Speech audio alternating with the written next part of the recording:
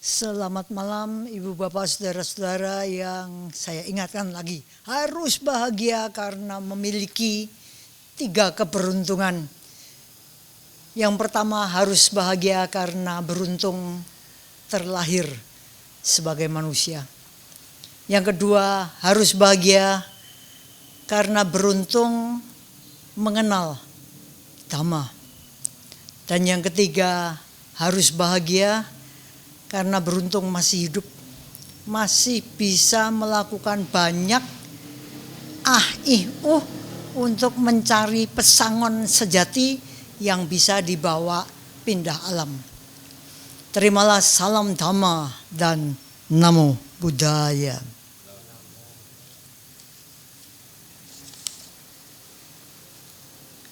Kalau dikatakan di dunia ini manusia perempuan lebih banyak dari manusia laki-laki, kelihatannya terbukti di wihara ini ya.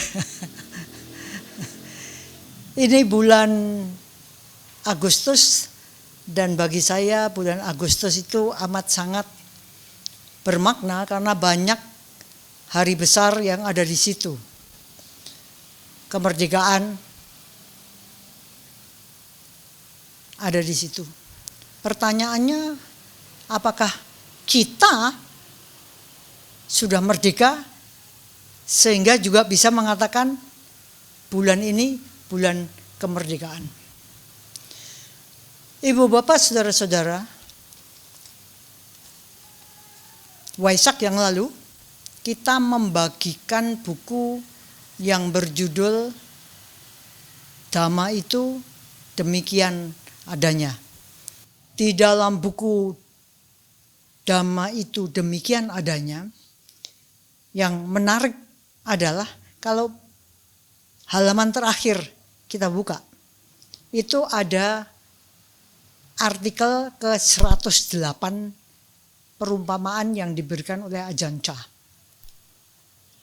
Dan karena saya yang menerjemahkan, saya suka terkejut-kejut kalau menerjemahkan. Karena Ajahn Chah itu adalah seorang master meditasi yang kalau ngomong itu luar biasa cespleng gitu ya. Jadi kadang-kadang sepertinya saya ditampar gitu. Di dalam artikel ke-108 itu saya banyak merenung tentang kebenaran tamparan itu. Jadi gini, saya ini sering nonton film-film yang berkenaan dengan kebenaran di pengadilan dan sebagainya. Dan menarik sekali kalau ibu bapak bisa bayangkan seorang kriminal atau pelaku perbuatan jahat itu sampai diadili, kemudian hakimnya ngetok palu ya, tok vonis. Seandainya kita ini berada di dalam posisi yang diketok palu ini, kelihatannya perasaan kita gimana? Deg-degan ya mestinya ya. Iki vonisnya berapa kah? Berapa ini? Hukumannya gimana ini? Kalau itu kriminal, kemudian divonis, hukumannya misalnya berat. Kalau kita ini berada di sekitar terdakwa, mestinya bersama dengan terdakwa, kita akan cari pengacara yang handal supaya kita bebas. Bener gak sih? Bener ya?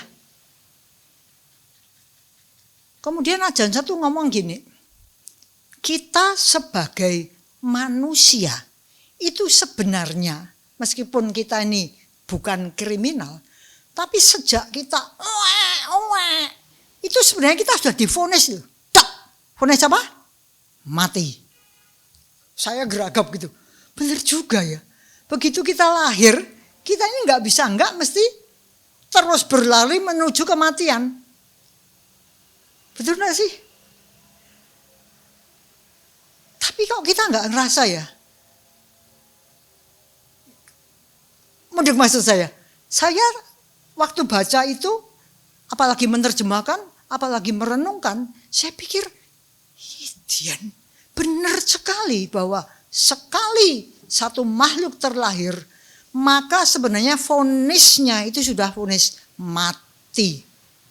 Cuman bedanya adalah kalau kriminal itu eksekusinya pasti gitu ya. Hukuman mati dieksekusi tanggal berapa. Tapi kalau kita sebagai makhluk yang terlahir, kita nggak tahu eksekusinya itu kapan. Bisa 1 jam lagi, 1 menit lagi, bisa 10 tahun lagi, 30 tahun lagi. Saya sampai sekarang hampir 9 windu belum mati. Tapi tok vonis mati ini sudah terjadi. Kalau tadi di dalam sidang pengadilan kita sebagai yang ditok itu berupaya untuk mencari pengacara, cari cara supaya kita bebas. Benar ya? Nah, bagaimana kita sebagai manusia? Apa yang mesti kita cari supaya kita ini terbebas? Maka kembali kalau tadi kita pakai jurus 3 keberuntungan, kita ini beruntung sekali kenal Dhamma. Ini yang akan bisa membawa kita pada pembebasan. Benar enggak sih? Pembebasannya bukan pembebasan yang enggak usah yang nibana, enggak usah sih. Pembebasan yang kecil-kecil keseharian aja deh. Maka kalau kita lihat dari awal lahir sampai nanti kita divonis tok matinya kapan, ternyata menarik sekali bahwa setiap makhluk manusia yang lahir itu menggunakan ihnya sampai eksekusi terjadi dengan berbagai macam tindakan yang berbeda. Benar ya? Begitu lahir, kita mau apa? Kita mau apa? Kita mau apa? Dan waktu itu berjalan terus. Maka menarik sekali kalau kita lihat setiap peradaban itu juga punya warna-warna sendiri di dalam menjalani ini sebelum dieksekusi. Secara umum bisa kita lihat lahir, terus nanti kalau udah umur 3 apa? Playgroup, gitu. Umur 4 TK, umur 6 SD, bener ya? Jadi secara umum kita ini begitu lahir, kalau udah besar-besar, yang sudah punya anak itu, anaknya sekarang kelas berapa, gitu ya? Nanti kalau sudah besar lagi, SMP, besar lagi, SMA. Kita ngomong sekolah. Tapi kalau sudah SMA lulus, kita sebagai orang tua ngomongnya gimana? Anak saya sudah kuliah. Bukan sekolah lagi, kuliah. Nanti kalau sudah kuliah, lulus, itu Pak Jijin mau ujian S2. Kalau sudah lulus terus ngapain? Biasanya terus nanti pertanyaannya, kerja di mana? Betul ya? Kalau sudah kerja di mana, terus kemudian apa yang terjadi? Sudah menikah belum? Benar ya? Kalau sudah menikah terus apa pertanyaannya? Nah, punya anak berapa? Benar? Ya? Kalau sudah gitu kemudian makin tua kita pertanyaannya apa? Cucu. Nah, ini Pak Putu sudah bilang, cucu. Jadi sebagian orang itu menghabiskan waktu sebelum eksekusi ini dengan satu pola yang sudah kayaknya yo normalnya begitulah. Makanya kalau yang di sini ada orang yang memutuskan untuk tidak menikah, itu sebagian dari kehidupan ruwetnya sudah dipotong, bener gak sih? Kalau ditanya punya anak, anaknya berapa? Ada nggak beban ngopeni anak? Ada ya. Saya tidak punya beban ngopeni anak, tapi saya ngopeni 400 anak. Tapi perasaannya berbeda. Saya ngopeni 400 anak dengan ngopeni punya anak 1 atau 2. Ada sesuatu yang berbeda di dalam bagaimana respon kita terhadap kehidupan ini. Ibu bapak saudara-saudara, di dalam ajaran The Buddha, sesuatu yang sangat menarik adalah bagaimana kehidupan ini dilihat dari kacamata dukkha. Bahwa kehidupan ini punya segala aspeknya yang diwarnai dukkha. Oleh sebab itu, karena kita tidak suka dukkha, nafsu kita pengennya suka. Kita enggak pengen yang tidak bagus, kita selalu pengen yang bagus. Segala indera kita pengennya ya suara yang enak-enak. Kalau kata-kata ya kata-kata pujian. Baunya udah enak ya. Lain dengan, wah baunya harum ya. Jadi sepertinya secara kita naluri ya, kita ini mengarahnya pada yang bagus-bagus. Oleh sebab itu, kalau saya pikir kenapa Siddhartha Gautama tidak cepat-cepat menjadi Buddha? Karena orang tuanya takut dia meninggalkan keduniawian, sehingga jadi meskipun Siddhartha Gautama sudah diramalkan akan jadi Buddha, tapi Suddhodana itu mengalihkan keinginan untuk jadi bodhisattva, kemudian apa? Jadi Buddha. Caranya gimana?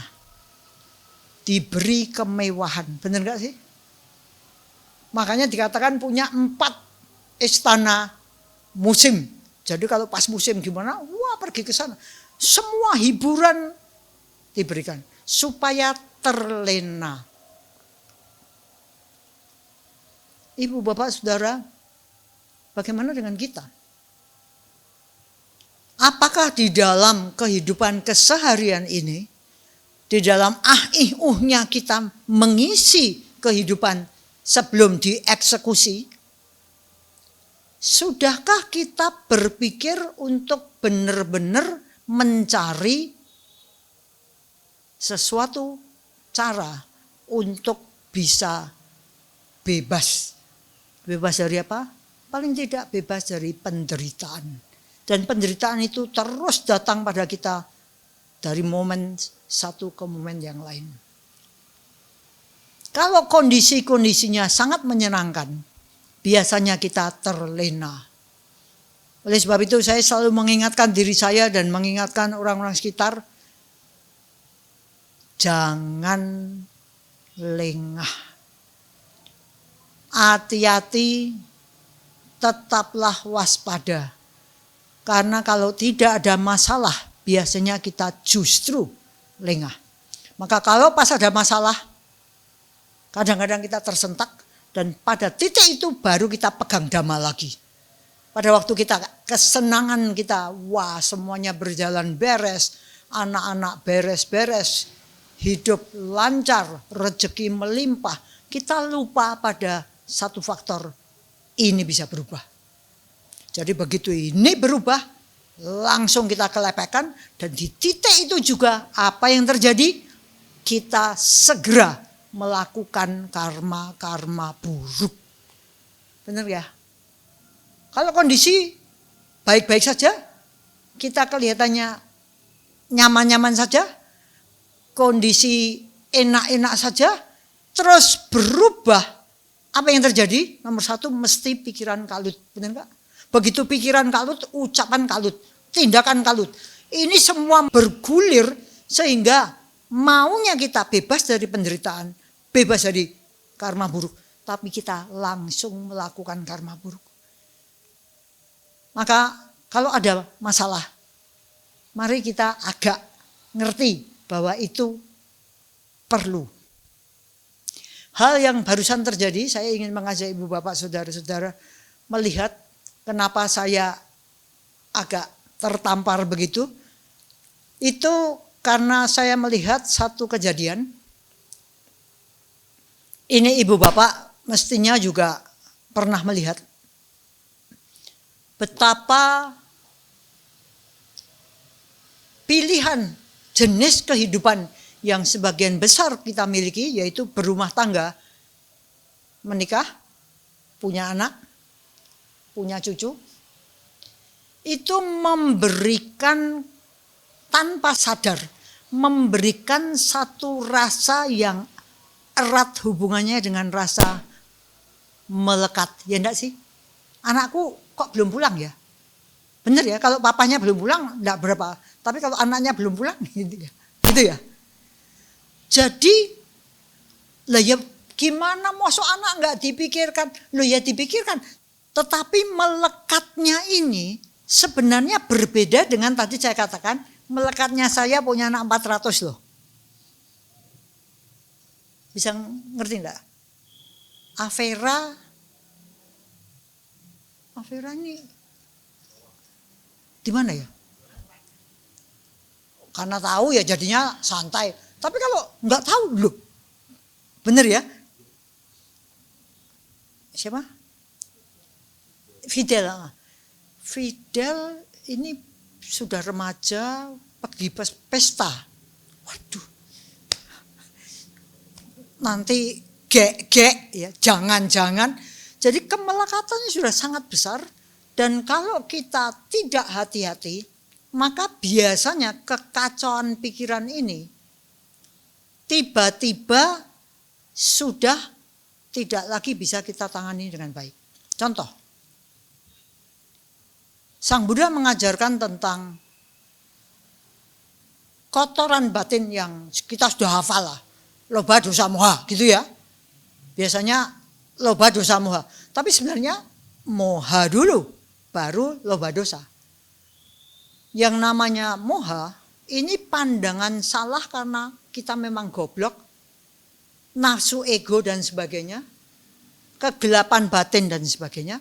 Tapi saya anggap satu hal saja yang sering sekali kita kedodoran adalah nafsu kemelekatan.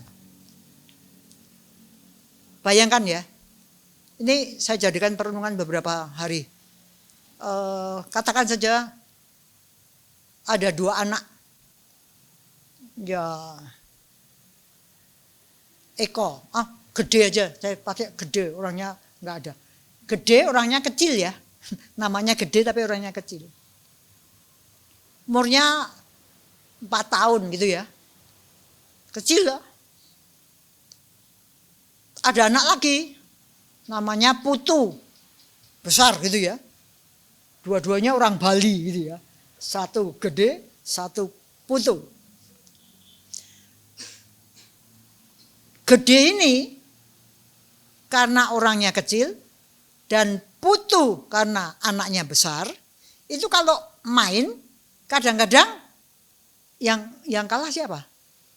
Gede. Karena Putu kuat ya. Jadi kalau lari gitu, cueng nyenggol gitu, si gede bisa jatuh ya. Nah 2 orang ini seringnya itu sukanya main bareng. Bisa bayangkan ya, ini saya ajak cerita. Saya ini mamahnya gede, oke? Ibunya gede. Sekolah ini ceritanya, sekolah. Saya pas nungguin. Karena Putu sudah besar, enggak ditungguin. Tapi kalau gede kan kecil, kasihan ya, saya tungguin. Nah suatu ketika, gede dan Putu ini tengkar, kan biasa ya, anak tengkar ya. Tapi karena Putu itu besar, dia toeng. Ada tindakan yang setengahnya hampir kena mata. Ya, bahaya enggak? Putu bahaya enggak? 4 tahun nih. Ya.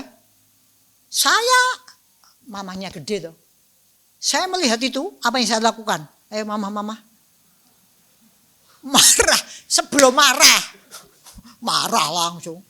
Saya jerit dulu dong, jerit terus misah dong, tahu marah, wah mama terlalu aktif ini, ya. Saya jerit dulu, bener gak sih? Biasanya gitu ya mak. Saya jerit, saya lari, betul? Terus saya apa? Misal caranya gimana? Anaknya sendiri toh, bener gak? Ya, anaknya sendiri saya peluk, terus si putu yang nakal ini saya, gitu mestinya ya. Ibu-ibu gitu sih, apa enggak? Bener toh, sebelum marah, tahu-tahu langsung marah. Ya, yang terjadi adalah saya memikirkan anak saya sendiri. Bener? Tindakan yang tadi bermain dan kemudian bertengkar dan terjadi tindakan yang agak berbahaya, itu saya sebagai ibu yang melekat pada si gede melakukan karma, betul? Sebelum marah ya, lari. Oke? Terus kan gitu ya. Terus habis itu apa? Marah, betul. Oh, sebab aku sering marah-marah. Mata kan. Rahasia terbongkar. Nah, yang terjadi adalah pada waktu pikiran kalap karena ada keinginan anakku tidak boleh disentuh, anakku tidak boleh dalam kondisi bahaya, anakku tidak boleh dinakali, anakku tidak boleh dipukul dan sebagainya. Maka pikiran ini menutup kebijaksanaan dan kepanikan, itu yang muncul adalah kebiasaannya. Apa kebiasaannya tadi? Marah. Nah, marah itu ada berbagai macam kan. Ada marah di pikiran. Mboten napa-napa. Enggak apa-apa, tapi ini marah, benar ya? Tapi ada juga marah yang terekspresikan, yaitu dalam bentuk ucapan, kata-kata. Ini yang terjadi. Karena saya marah, saya langsung, kalau orang marah itu enggak bisa ya ngomong ya, stop, gitu enggak bisa ya. Langsung mesti berhenti, putu. Karena anak saya jadi korban kan gitu ya. Jadi korbannya kan cuma sebentar tuh tadi, belum apa-apa ya, belum sampai celaka. Tapi kemudian saya jadikan si putu ini korban baru loh. Putu, kamu nakal. Dan kata-kata orang marah itu adalah kata-kata orang yang gila. Dalam psikologi dikatakan ya, orang marah adalah orang gila sesaat. Pada titik itu dia gila. Karena biasanya kalau orang marah itu omongannya enggak keruan. Terus, nah ini yang menarik. Putu kan bocah umur 4 tahun ya takut juga tuh. Putu! Jadi sekarang yang terjadi adalah yang di drodok ini itu bukannya si gede, tapi sekarang ganti si putu. Bisa bayangin ya. Di sekolah itu, ini ceritanya sinetron ya. Di sekolah itu ada ibu-ibu juga yang menungguin. Ya, tapi pas ibunya putu nggak nungguin, kan tadi putu sudah berani sendiri ya. Jadi waktu saya marah-marah pada putu, yang saya marahin bukan cuman putu doang. Tapi saya mau, ini ya, bagaimana kemudian moha makin besar, kemudian terekspresi di dalam loba dan dosa. Dosanya gimana? Saya benci sama putu, bener gak? Kamu ini nakal, kamu! Terus merembet. Kamu nakal, kamu suka mukul teman, kamu juga mukul si Eko, kamu juga mukul si Dwi, kamu mukul Bayu, kamu. Kemudian kesalahannya si putu tiba-tiba banyak di teretak 1, 2, 3, 4, 5, 6, 7, 8. Putu makin drodok loh. Ya, meskipun dia nakal dan aktif, tapi enggak pernah. Ini karena marahnya. Wah, dok, dombleng gitu ya lagunya. Wayang dah gendang ditabuh gitu. Bisa mudeng? Sekarang yang nangis berapa? 2. Si gede ya nangis, Si Putu juga nangis. Mamanya juga nangis supaya lebih seru, ya toh? Udah. Terus tambah lagi. Semua anak disuruh musuhin Putu. Mungkin enggak? Yang lain-lain tahu ya ini ya. Putu nakal. Jangan mainan sama anu. Nanti kamu dipukul matanya bisa buta. Bisa enggak terjadi kayak gitu? Bisa enggak? Dilebih-lebihkan sehingga suasana jadi serem. Nah ini ceritanya ganti jejer ya. Jejernya sekarang Bu Guru pegang peran. Sudah mah. Si Gede dikekep, si Putu dikekep. Diajak pergi kan gitu ya. Tapi saya, ibunya Gede, tidak terima. Saya tetap ikuti itu sambil ngomong-ngomong, ngomel-ngomel terus. Dan bengok-bengok karena saya orangnya semangat. Betul enggak? Ya. Udah kehilangan keseimbangannya, udah wow. Omongan sendak keruan. Ini jejernya kan sudah ganti tahu sekarang. Ganti lagi. Orang tua yang lain. Lihat gitu gimana? Bener gak? Bener gak? Ayo. Kondisinya kalau terjadi kayak gitu. Wah saling gitu. Pokoknya mong di bumboni. Dibakar-bakar. Nah sebagai guru, nah ini gurunya Pak Eko aja. Gurunya terus ngebel mamahnya Putu. Ini tadi Putu sama Gede mainan terus tengkar. Ini, oh enggak apa-apa. Mbak Yani mamai si anu, si Putu ya. Mbak Yani dibel ngomong, enggak apa-apa biasa, anak-anak itu ya kayak gitu itu. Nanti sebentar aja udah main lagi. Bijaksana ya, luar biasa. Dipanggil ke sekolah, ditemuin sama Pak Eko misalnya gitu. Tadi gini, oh enggak apa-apa Pak Eko biasa gitu. Selesai enggak? Kok ini sutradaranya banyak ya? Ngerti ceritanya berlanjut. Apa yang terjadi kemudian? Ini si kelompok penggembira ini mulai gosok sama Yani. Aduh, mah anakmu mau. Kamu nggak ngerti sih. Itu mamanya Gede, itu anakmu tadi tuding mau dia lama-lama jadi ndak kobong mong ya.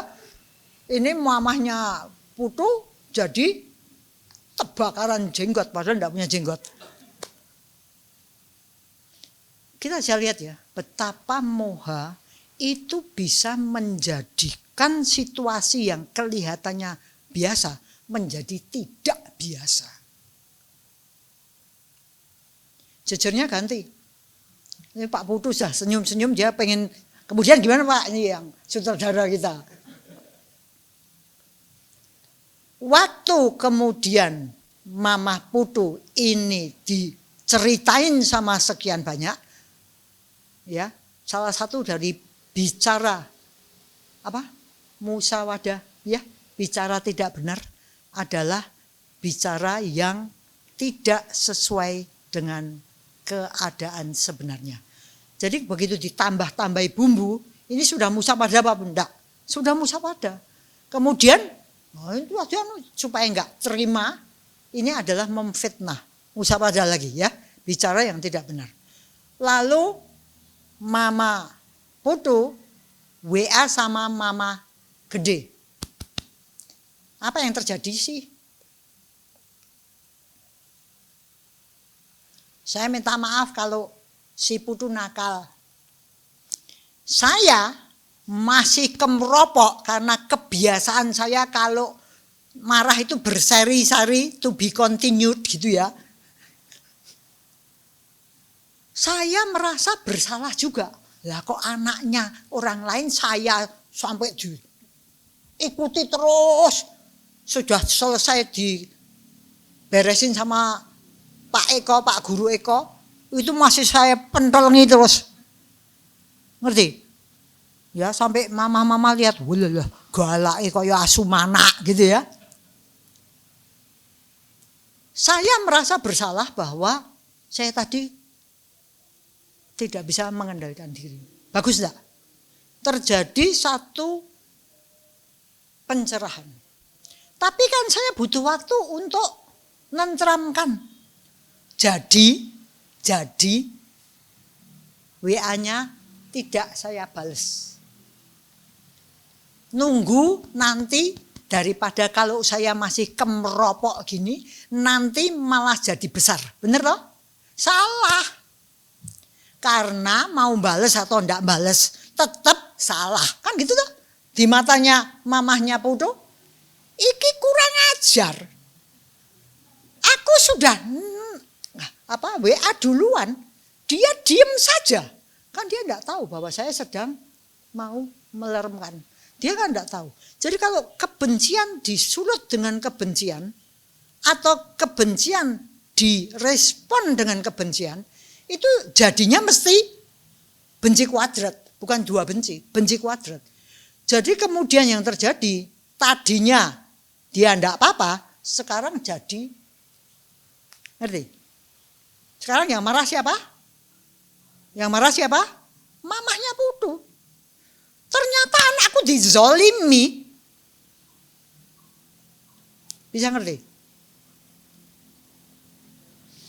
Yang kemudian saya pikirkan adalah, iya ya, orang itu kalau tidak kenal dengan pengendalian diri, itu memang sebenarnya banyak masalah di dalam masyarakat, di dalam komunitas. Maka beruntunglah kita kalau kita ini meditasi. Paling tidak kalau meditasi itu apa toh? Melihat pikiran ini lagi apa sih? Oh, pikiranku lagi kacau. Kalau pikiran lagi kacau, maka kita punya kesadaran untuk tak leremkan dulu. Tanpa harus marah. Betul enggak? Kalau kita ini kenal meditasi, kita kenal melihat ke dalam diri, maka kita akan tahu bahwa ini kemelekatan sedang membara. Kita akan tahu bahwa kalau aku bertindak dalam kondisi seperti itu, nanti riaknya akan panjang. Mama papa bisa bayangkan situasi seperti itu. Yang guru bisa bayangkan ya. Itu terjadinya nanti lama apa enggak? Anaknya sudah bermain-main biasa. Tapi mamahnya tuh, mama Putu sama mama gede. Gitu ya, kalau ketemu masih gitu ya.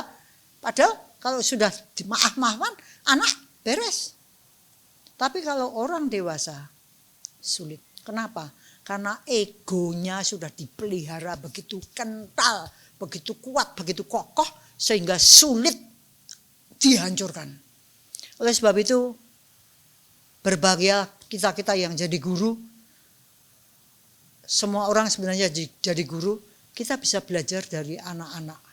Anak-anak itu kalau berdamai, itu gampang ya. Saya lanjutkan ya. Sutradara, kisahnya sekarang jajarnya lain. Sekarang anak sudah beres, mama gede sama mama Putu minta Pak Eko mediasi. Nggak tahu Pak Putu, pengacara biasanya pakai mediasi ya. Ini juga gitu, minta mediasi. Karena saya merasa saya bersalah, maka saya ngomong, Mama Putu, saya minta maaf. Saya kemarin emosi. Mama Putu ngomongnya apa? Ya maaf sama-sama ngono rampung ndak. Mbak Yani terus ya udah sama-sama ngono rampung. Ndak ini Mama Putu kok ini ceritanya. Ayo gimana? Kalau kemarahan tadi ceritanya seperti itu. Terus ngomongnya gimana? Angel rasa ndak terbiasa marah ya. Saya gantiin deh ya. Mama Putu ngomongnya gini. Ya kamu emosi enak aja. Anakku sekarang ndak mau sekolah. Gimana kamu? Sekarang saya yang emosi. Kemarin saya baik-baik. WA tidak dibalas. Emangnya sudah salah? Tidak menghormati.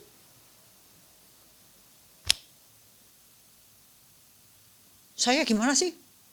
Pak Sutradara, saya harus gimana? Saya ngomongnya gini, ya saya minta maaf.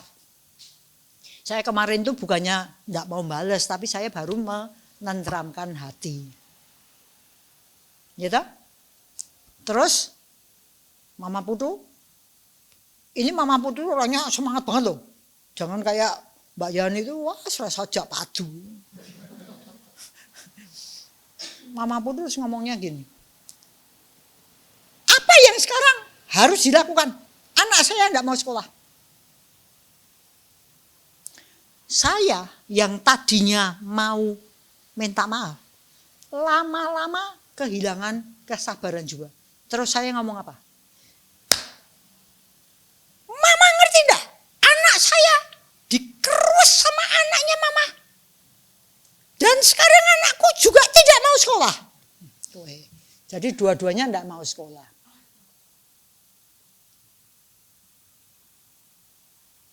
Saya pikir menarik ya. Saya dimintai pendapat soal seperti itu, saya tuh biasanya ngomong gini. Anak tidak mau sekolah itu biasa. Orang tuanya yang bujui supaya mau sekolah, sudah selesai. Sekolah tuh enak loh, bisa jadi pinter loh. Enggak mau, aku takut sama Putu. Enggak apa-apa kalau Putu nakal dibilangin ke Pak Eko ya. Putunya juga gitu. Aku enggak mau sekolah, takut sama mamanya gede. Waduh. Ya diberitahu. Enggak, mamanya gede sudah enggak apa-apa. Besoknya saya itu datengin Putu, terus saya peluk-peluk, minta maaf ya. Mama salah. Minta maaf ya. Nah terus Putu gimana? Putu gimana? Hah? Putu dimintai maaf, dipeluk-peluk gimana? Oh, tepuk tangan memang itu yang terjadi. Anaknya itu dengan gampang ngomong sama-sama. Ini kelihatannya memang terjadi beneran Putunya waktu masih kecil kayak gitu itu ya. Lah kok bisa sama gitu ya? Nah ibu bapak saudara-saudara, hal-hal yang saya ceritakan tadi itu kejadian yang sangat lumrah terjadi di dalam dunia kita. Bagaimana kalau moha sudah mulai membakar nafsu ego, semuanya harus baik-baik saja. Anakku tidak boleh disenggol, anakku tidak boleh dikritik, anakku tidak boleh dimarahi, nggak boleh disentuh, nggak boleh di apapun juga. Beranjak dari aku nggak mau digituin, anakku juga nggak mau digituin. Semuanya nggak boleh digituin, karena semuanya harus baik-baik saja. Ibu bapak, kehidupan tidak seperti itu. Oleh sebab itu, sekali lagi, mari kita cari pengacara handal supaya kita bisa bebas. Dan kalau kita bilang pengacara handal, tidak ada yang lebih hebat daripada The Buddha. Ada satu hal lagi yang jejernya ganti lagi, Pak Putu. Ini saya sekarang minta orang lain. Atau Pak Eko aja tadi kan saya sama Mama Putu sama mama gede ya. Terus Pak Eko tanya gini, mama agamanya apa gitu. Nah, ini kebetulan agamanya sama. Jadi bejo, tidak terjadi perang, terus jadi tawuran gitu ya. Karena agamanya sama, maka terjadilah perdamaian. Ceritanya sudah selesai ini. Tapi yang menarik adalah bagaimana kita melihat kemarahan itu di dalam agama-agama yang berbeda. Ibu bapak, saya ini backgroundnya Kristiani. Jadi di dalam ajaran itu ada dikatakan kalau kemarahan itu muncul, maka Kristiani mengatakan jangan simpan kemarahanmu sampai matahari tenggelam. Jadi marah itu boleh disimpan sampai malam, sehari saja gitu. Jadi menderitalah sampai malam. Kalau Islam, saya diberitahu kemarahan itu boleh disimpan 3 hari. Habis itu sudah tidak boleh. Baru tahu. Oh, ketinggalan zaman. 3 hari. Nah, kalau saya ditanya, gimana kalau ajaran Buddha? Wah, dengan gagah saya ngomong. Ajaran Buddha tuh kebangetan kok. Sulit. Karena orang diajari supaya jangan menderita. Kan sulit toh. Wong hobinya menderita.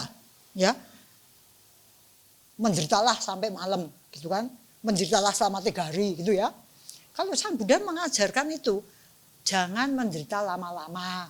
Jadi segeralah bebas dari penderitaan. Caranya gimana? Jangan simpan penderitaanmu sampai napas berikutnya. Semoga semua makhluk bahagia. Amin. Hebat ya? Hebat ya? Nah, saya ingin tutup sharing Dhamma ini dengan satu ajakan. Mari kita beneran mengisi kehidupan ini dengan gimana caranya supaya eksekusi ini tidak terlalu berat. Kalau kita banyak berbuat baik, ibaratnya gitu loh. Ibaratnya kalau kita berbuat baik kan ada potong tahanan gitu ada. Karena kelakuan baik maka dipotong gitu ya. Nah, ibaratnya seperti itu. Mari kita mencari potongan tahanan dalam bentuk apa? Potong penderitaan. Caranya, mari kita banyak berbuat baik dan mari kita jangan berbuat yang tidak baik. Kalaupun sudah terlanjur, jaga supaya jangan terlalu lama. Ya, kalau sudah terlanjur, jaga supaya intensitasnya berkurang. Kalau tadinya ngamuk-ngamuk itu sampai mata, mukul atau apa, sekarang ya enggak usah seperti itu. Kalau biasanya marah ngomelnya sampai 10 hari, ya dikurangi. Jadi caranya adalah how strong, how long. Berapa lama itu bisa dikurangi. Dan berapa kuatnya kemarahan atau karma buruk itu bisa direndahkan. Semoga dengan cara seperti itu, toknya kita, vonis kita untuk penderitaan bisa dipotong kebaikan. Maksud saya kebaikan memotong masa penderitaan. Masa di dalam penjara itu. Semoga kita masing-masing mengerti bahwa apa yang kita lakukan itu untuk diri kita masing-masing. Jadi mari semangat. Karena apapun yang kita lakukan, nandur, ngunduh kembali ke kita. Semoga semua makhluk bahagia dan semoga yang terbaik datang pada kita semua. Sadu.